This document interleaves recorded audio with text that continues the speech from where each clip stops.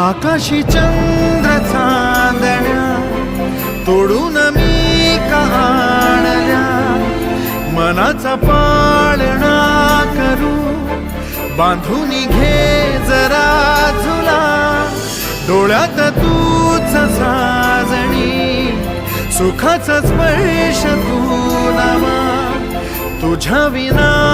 उरेन अर्थ जीवना, उजळे तुझ्या हसूने कणकण,